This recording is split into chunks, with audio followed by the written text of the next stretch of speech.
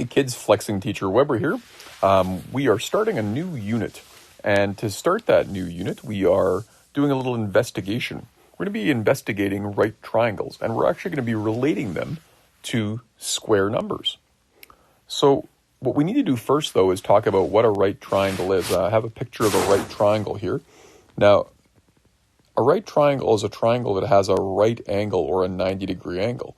Now, what's a 90-degree angle? Well, check out this angle right here that has the square in it. We call this a 90-degree angle. The reason we call it a 90-degree angle is because basically it forms an L shape. It makes an L.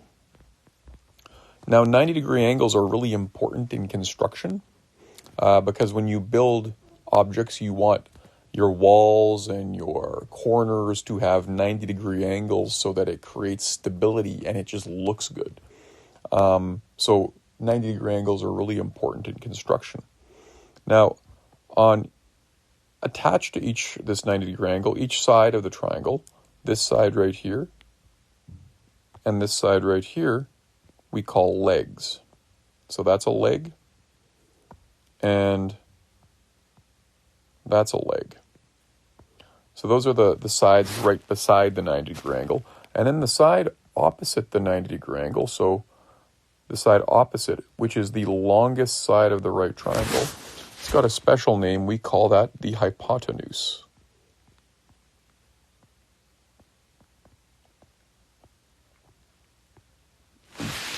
So right triangles have an L-shaped angle or a 90-degree angle. Beside that 90-degree angle, we call the legs. And then the side opposite the 90-degree angle, the longest side of the right triangle, is called the hypotenuse. Now what we're going to do with right triangles today is we're going to connect right triangles to square numbers. So I'm going to flip forward. And here's the activity we're going to do. We're going to do activity number 1, areas of squares on a grid. And what it says here is that the area of a square drawn on a grid can be calculated by dividing the square into right triangles and in some cases a smaller square. Determine each area by counting squares on a grid. So here we have 8 squares, and we're going to calculate the area of them. The area is the space in the inside, or the number of little squares on the inside. So when we're calculating the area of this big square, we want to know the number of little squares that fill up the inside. Well, we could just count, right? So if I count these ones, 1, 2, 3, 4, 5, 6, 7, 8, 9, 10, 11, 12 full squares. And then I count these two, make 13, 14, 15, 16. And then we have that one makes 17, and that one there makes 18. So I would say the area of this shape is 18. And there's nothing wrong with that method, but I want to connect the idea of right triangles and how we might use right triangles to calculate the area of this. Now check this out. This square is made up of 4 equal-sized right triangles. So what if you didn't want to count the little half pieces? What could you do? Well, you could take one of these right triangles and connect it to the hypotenuse of another one. See that? And then look what I have. I have 2 of these right triangles are forming a square. And then all I need to do is count the full mini squares inside of this. I count 1, 2, 3, 4, 5, 6, 7, 8, 9. So 2 of these right triangles have 9 squares, which means the other 2 must have 9, and 9 plus 9 equals 18. Let's look at it on another one. I could just count the squares in this one, not too tricky. I could go 1, 2, 3, 4. These 2 make 5, 6, 7, 8.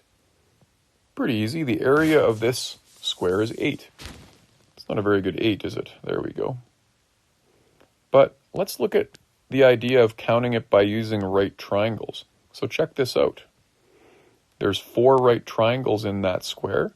I could take one of these right triangles and connect it to the hypotenuse of another one. And then, if I count the area of this square I've formed, that square is made up of two of these right triangles. So check this out. 1, 2, 3, 4. Two of these right triangles have area 4. These two have 4. Add them up, you get 8. So as you get bigger and more complicated squares, you might want to use that idea. Calculating the area of this large square. Well, take one of these right triangles, because there are 4 equal-sized ones in there, and connect it to the hypotenuse of one of the other ones, and you form a square. Basically, I've taken 2 of these right triangles, connected them at the hypotenuse to form a square, and then I don't have to count mini squares. I can count half squares. I can just count full mini ones. 4, 8, 12, 16. 2 of these right triangles make 16. The other 2 make 16, which means the area of this total square is 32. Now you really need to use this idea when you get to number 4, because there is no way you're going to be counting little mini sections like that. So check this out. There are 4 right triangles here, plus 4 squares in the middle. So I'm going to take one of these right triangles and connect it to the hypotenuse of another one. And that means 2 of these right triangles now form a rectangle that has an area of 1, 2, 3. Okay? So 2 of these have 3, which means these 2 have 3, and then the 4 in the middle gives an area for this square of 10. Let's look at that in number 5. So you've got 4 right triangles. I'm going to take one of them and connect it to the hypotenuse of another. And the rectangle I form is made up of 2 of those triangles. So all I need to do is count the full mini squares inside. 3, 6. 2 of those triangles have an area of 6. The other 2 have an area of 6, plus 1 in the middle gives the area for this square of 13. Same thing over here. Check it out in number 6. We have 4 right triangles in this square, plus the 4 squares in the middle. Take one of these right triangles and connect it to the hypotenuse of another one. And then just count the full squares that you get in that rectangle. I count 4, 8. So 2 of these right triangles have an area of 8. The other 2 will have an area of 8, plus these 4 in the middle gives an area of 8 plus 8 plus 4 is 20. And then number 7, again, same idea here. Right triangle there, right triangle there, right triangle there, right triangle there, plus one little guy in the middle. So take one of these right triangles and connect it to the hypotenuse of another. And the rectangle you form is made up of 2 of those right triangles. So count up the number of mini squares in them. 4, 8, 12.